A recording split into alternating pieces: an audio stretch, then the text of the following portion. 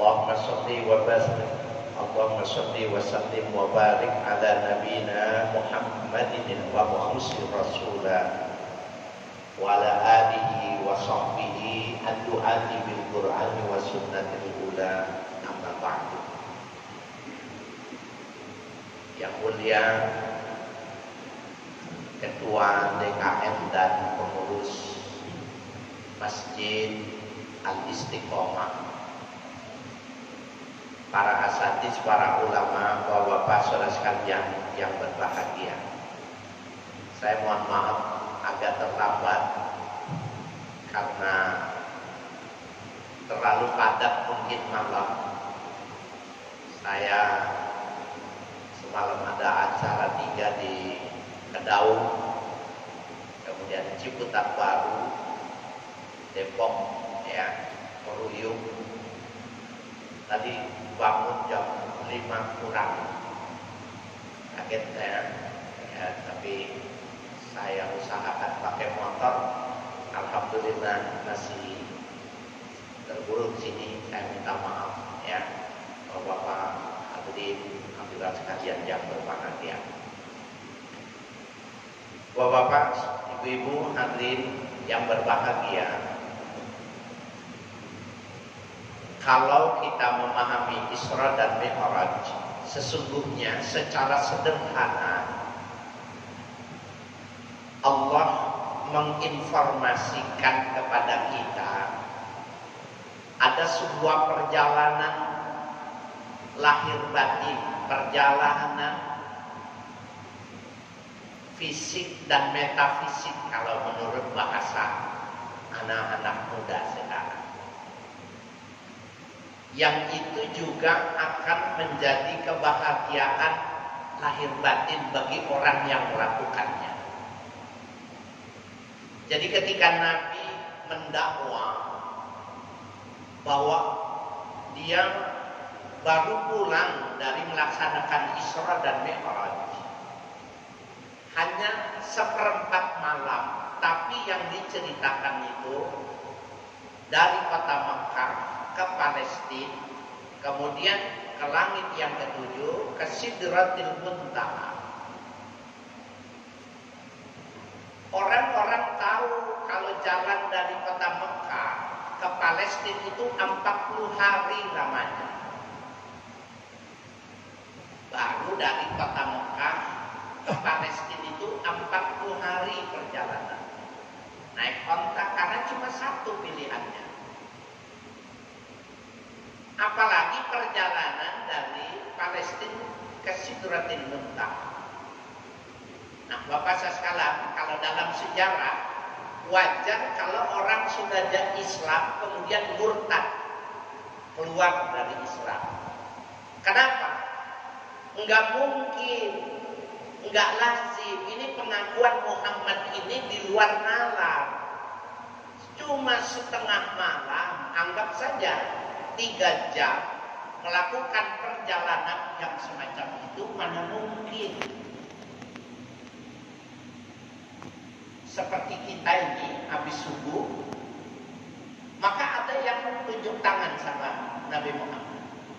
Dia bilang, "Ya Muhammad, Bun, Muhammad tolong berdiri." Nabi Muhammad berdiri. Ya, irfa'ih dari leg, tolong kau angkat satu kakimu. Diangkat sama Nabi, kaki kanannya diangkat. Warfa'il ukhra, coba kau angkat satu lagi kakimu. Nabi mengatakan, ya, kalau aku angkat satu lagi kakiku ini, fakaskutu, aku jatuh. Maka dia bilang, kadzabta ya Muhammad, kau bohong ya Muhammad. Sekarang kau tidak bisa membuktikan mengangkat 2 kakimu, kau gak bisa, bagaimana mungkin kau bisa melakukan perjalanan terbang ke atas langit, melampaui langit yang ke-7, ngangkat kaki aja gak bisa. Bapak sekalian yang berbahagia, kalau kita hidup subuh 14 abad yang lalu, kita seperti ini bersama Nabi, jangan-jangan kita orang yang keluar dari masjid. Wah, gak beres. Murtad orang. Orang yang uji Nabi ini kemudian diusir. Tidak. Keluar. Ya. Nabi mengatakan, nanti kau di luar akan mendapatkan jawabannya. Nanti di luar kau akan dapat jawaban. Keluar dia. Sayyidina Ali kesiangan, kira-kira seperti saya lah gambarannya. Kesiangan, capek, banyak dakwah mungkin. Ketemu dia. Loh, kau udah pulang? Aku diusir oleh Muhammad.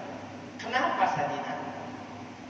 Aku tanya, bisa nggak kau angkat kakimu? Angkat, disuruh angkat lagi. Dia nggak bisa. Mana mungkin masuk akal. 1/4 malam dia melakukan perjalanan ke Sidratil Muntaha. Lalu aku nggak percaya. Aku diusir. Oh gitu kata Sina. Terus ngomong apa? Muhammad ngomong apa? Kau di luar satajidus al-jawab. Kau di luar akan mendapatkan jawabannya. Dia ngomong begitu. Nabi Muhammad bilang begitu. Iya. Ambil pedang. Nih jawabannya. Ditebas lehernya. Putus. Jawabannya ini karena dia bilang, oh nanti ada ketemu jawabannya. Bapak sekalian yang berbahagia, kita yang mau kita bicarakan nih yang begini nih. Jadi Bapak pulang nanti jangan bawa golok. Lu percaya enggak? Amra Isra dan Mi'raj. Kalau enggak selesai hari ini. Nah Bapak sekalian yang berbahagia, itu Sayyidina Ali mengartikan kau akan dapat jawabannya. Dia mengartikannya itu. Apa sebenarnya yang dimaksud oleh Nabi Muhammad? Kau akan mendapatkan jawabannya. Kalau Sayyidina Ali itu sederhana saja, orang yang murtad itu halal darahnya. Tapi yang dimaksud bisa jadi, karena di dalam hadis tidak dijelaskan, bahwa ini tidak masuk di akal, tapi bukan berarti tidak bisa dipikirkan. Itu maknanya. Nih, Isra Mi'raj ini nggak masuk di akal, tapi bukan berarti tidak bisa dipikirkan. Bapak sekalian, ternyata benar kalau kita belajar ya, kita belajar fisika. Kita ini kalau keluar dari galaksi bumi, kita terbakar. Dan kita nggak kuat hidup, kita mati. Kenapa? Karena nggak ada oksigen. Kalau kita keluar dari bumi, kita nggak bisa, mati ya. Nggak ada oksigen. Terbakar kulit kita, bisa jadi meledak. Nah itu mengapa para astronot, orang-orang yang ingin melakukan perjalanan ke ruang angkasa, ke Mars, ya, ke bulan, mereka itu punya kapsul, ya, pesawatnya itu seperti kapsul, di situ sudah cukup dengan oksigen, buat pil untuk pengisi makan dan lain sebagainya. Itu ilmu pengetahuan mengatakannya. Nah, Bapak sekalian yang berbahagia, ulama-ulama tafsir mengatakan perjalanan Nabi dari kota Mekah ke Palestina ini adalah perjalanan fisik, perjalanan fisika. Artinya perjalanan dengan menggunakan tubuh.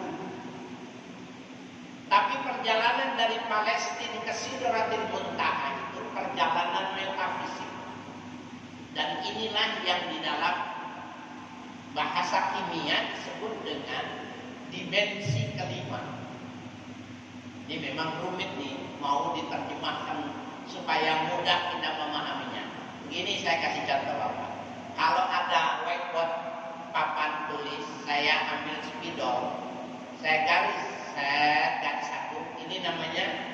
satu dimensi. Ya, satu dimensi. Tapi kalau saya bikin tarik garis lagi, jadi ada tinggi, ada lebar, namanya dua dimensi. Kemudian kalau saya buat sebuah kotak, nah ini dibentuk ini, meja ini, lekar ini, ada panjang,